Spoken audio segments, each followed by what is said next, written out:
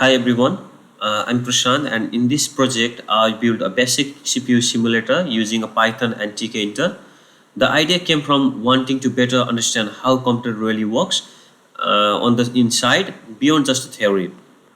The simulator lets users input numbers, see them in a binary and hexadecimal, and perform the operation like binary addition using a simulated control unit, ALU, and the registers.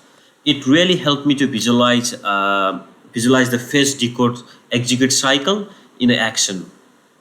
So the next part is data representation. I started by exploring how computers represent data. Everything is stored in a binary, zeros and ones. But since binary gets long and hard to read, hexadecimal is also used. My simulator allows conversion between decimal, binary, and hexadecimal, helping users to understand how the value can appear in a multiple formats. For example, um, for example, uh, if you enter 100, then the simulator shows binary, that is 11000100, and the hexadecimal as a 64. That's the example. And for the next one is the system architecture overview. Next, I focused on simulating basic CPU components. I included R1, R2, R3 as registers, a control unit, and an arithmetic logic unit. Each component plays a key role. Register hold temporary values. The ALE performs the binary additions, and the control unit manages the entire operations. Uh, so so ALU for mathematical operations. Currently, the ALU supports binary addition. Binary additions.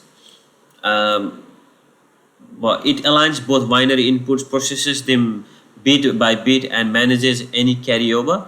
For example, adding R2 is equal to 1011 and R3 is equal to 0110 gives R1 is equal to 001 with a carry of 1.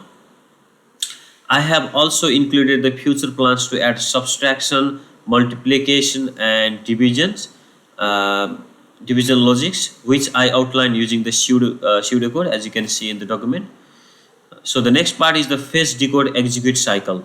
To simulate the real CPU instruction handling, I model the phase decode execute cycle. In the fetch stage, the users manually enters an instruction like add R1, R2, R3, and in decode stage, the control unit reads and interprets the instruction, and in execute stage, uh, the ALU performs the operation and stores the results back into a register. So the next part is the overflow and error handling. One issue with binary operation is overflow. When a result needs more bits than the register can store, my simulator registers, so that will make an issue in overflow.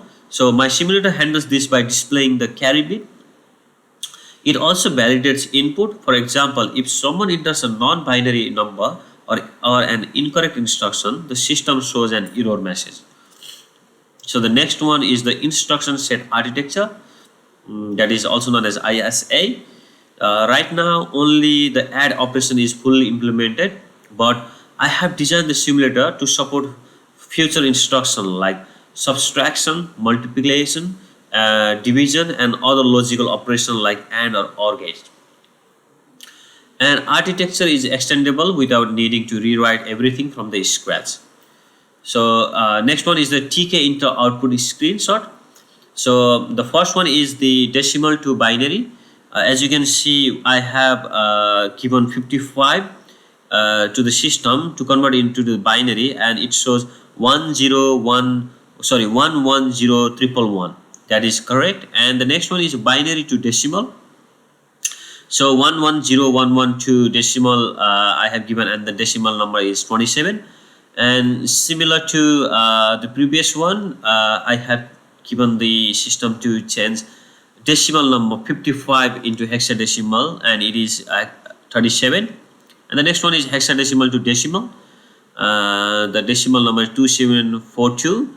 The next one is the addition, which is the R1, R2, and R3.